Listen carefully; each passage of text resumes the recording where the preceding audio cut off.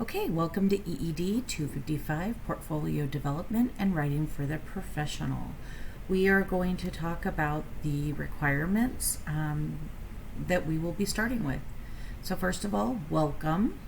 I know that many of you have taken my EED 200 course in the past and have already started an e-portfolio. That will be the portfolio that we use. That portfolio was sent to your GCC email. So please log in and search for folders or Tina LeBaron, and you should have a folder shared by Tina LeBaron. And then this is an independent study, so you will need to schedule 4 hours throughout the semester with me so that we can work through all of your questions so that you are prepared for your final presentation. This is our old conceptual framework. When we went through the NACCE accreditation, we had updated it to this, just a little bit cleaner. All things are important, so we didn't want to do a stepping ladder. So success is that all students have the potential to succeed. T is for theory into practice. Rigor is R for higher level thinking, which you will have the opportunity to utilize. Innovate, so standards and strategies. Value, which is that respecting ourselves and others. And E is for education, for enhancing our skills. All right. So it's important information. This course is completely online and is an independent study. So you are required to spend at least 4 hours at a minimum with your instructor individually. You can do this virtually or in person. So when you go to set up your appointment, do your virtual or in person, then your first name. So on that first name line, and then you can, on the next line, you can do your last name. There is no textbook required. We're using the NACCE standards. These are the documents that we will be using through NACCE. And then I already created the Google site for you, and we will discover it together. And again, I will create a video on just the different building techniques.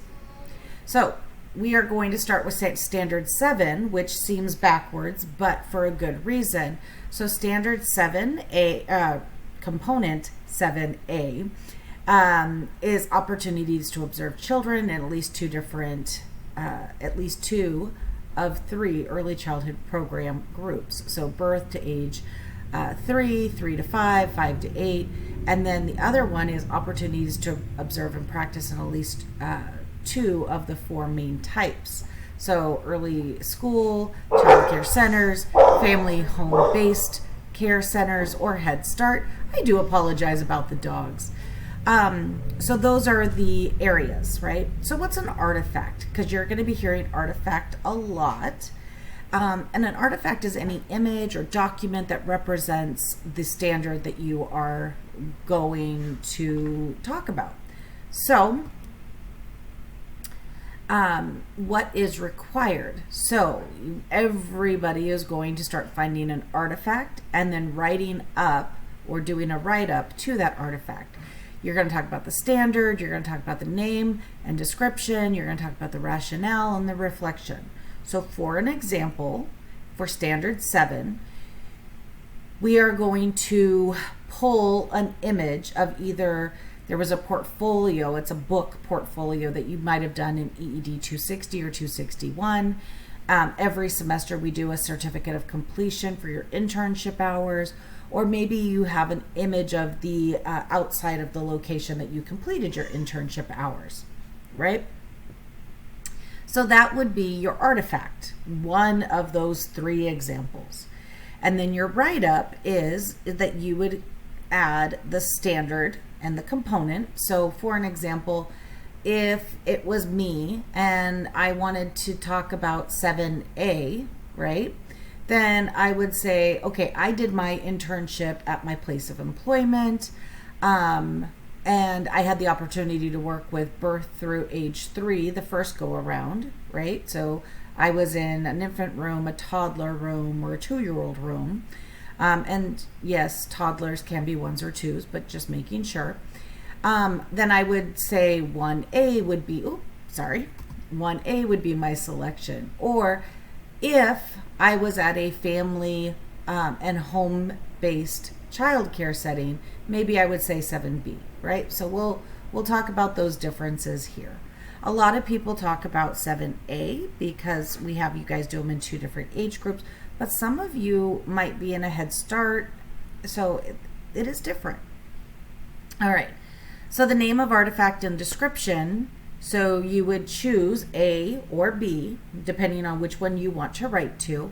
And then the artifact is that you would identify is certificate of completion or internship hours, or portfolio or image of location. And then you would describe it. This is my EED255 portfolio that I created during my time with my 1-year-olds for potentially getting a CDA. Or this is my internship hour certificate. I completed 284 hours. I felt like I needed more time in this area. You know what I mean? And so you're describing what you are submitting. So those are the first 2. So your standard, the name of the artifact, and a description. The next one is rationale. So then you're going to tell me or tell the panel why you chose it. And it's 1 paragraph explanation of what you did and why the artifact fits, right? So then you go into it, right? So you're just saying this is, so in the first one, the artifact description is this is a certificate of completion from internship hours. This is a certificate of my 286 hours in my toddler classroom, right? And then the rationale is why did you include it? I needed more time, and now you're breaking it down. And then reflection is what did you learn? So I learned that although I have book smarts on the development of an infant through toddler, my experience has been in preschool, so it was great to have hands-on experiences with what children ages birth through 2, and I'm using a very wide range. You would kind of narrow it down, but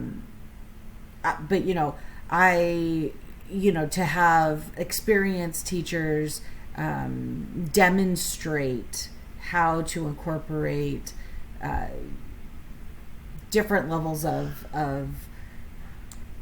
developmental areas that we approach with children, right? So having them clean up, teaching strategies, putting more things into play, the importance of singing, the importance of talking to children, to build vocabulary. All of those things can be important, right?